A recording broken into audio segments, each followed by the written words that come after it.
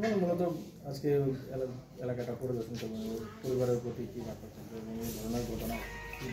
আজকে সকালবেলা মানে আর্লি মর্নিং একটা হৃদয় বিদারক ঘটনার সাক্ষী আমাদের গোটা মহকুমাবাসী। আমি সোনামুড়াতেই ছিলাম। খুব 6:30 নাগাদে একটা খবর পেলাম যে আমাদের গ্রামতলী পঞ্চায়েতের কলমক্ষেতের একটা 4 নম্বর ওয়ার্ডে দুজন বয়স্ক মা বাবা, শান্তিরঞ্জন দাস এবং নমিতা দাস। শান্তিরঞ্জন দাস মহোদয়ের বয়স 85 বছর, আবার মায়ের বয়স যিনি নমিতা দাস ওনার বয়স 72-73 বছর বয়স। ওনাদের 3 ছেলে 2 মেয়ে।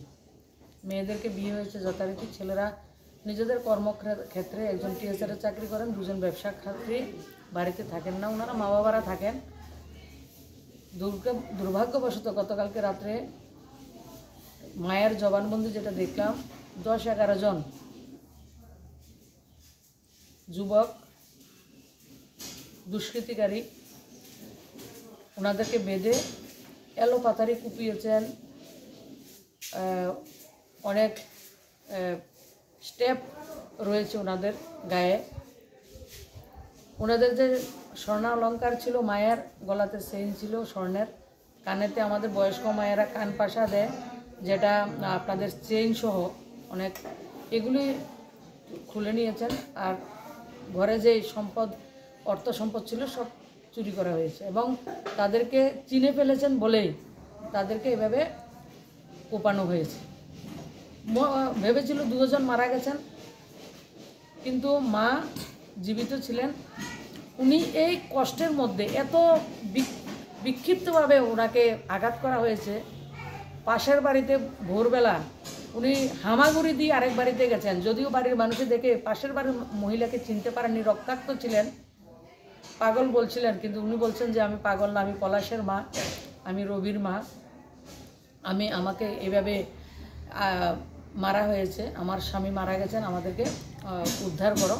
তখনই সবাই টের পেয়েছে। যদি উনি হামাগুড়ি দিয়ে যেতে না পারতেন 1-2 দিনও টের পাওয়া যেত না। তো এই ঘটনায় কয়েকজন অ্যারেস্ট হয়েছেন। উনি বলেছেন, মুকবুল বলেছেন, দুলাল বলেছেন। মুকবুলের একটু পরিচয় আমি দিয়ে দিই। আজকে থেকে 20-25 বছর পূর্বে মুকবুল উনি উদয়পুর মাতা মন্দিরে যারা ফটোগ্রাফি করে এমন একজন ছেলেকে তুলে এনে উনি মার্ডার করেছেন এবং তিনি বর্তমানে বাংলাদেশে সেটেলড। এই ধরনের দুষ্কৃতিকারী এবং তাদের 4-5টা পরিবারের যন্ত্রণায় ওই অঞ্চলের জনসাধারণের জীবন উষ্টাগত। আমি প্রশাসনের কাছে, প্রশাসন কাজ করছেন, তাদের কাছে বিনম্রভাবে অনুরোধ করছি, এই ধরনের ঘটনা আমরা মানতে পারি না। সভ্য সমাজে তার পারমিশন দেয় না কেউ, সভ্য সমাজ এটা মানতে পারে না।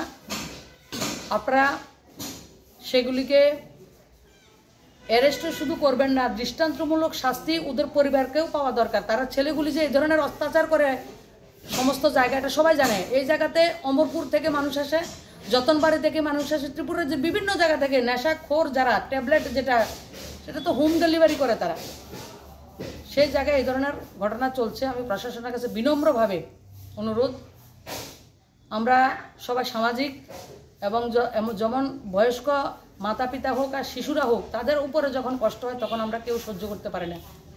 আপনি চিন্তা করুন, আপনার মা হিসেবে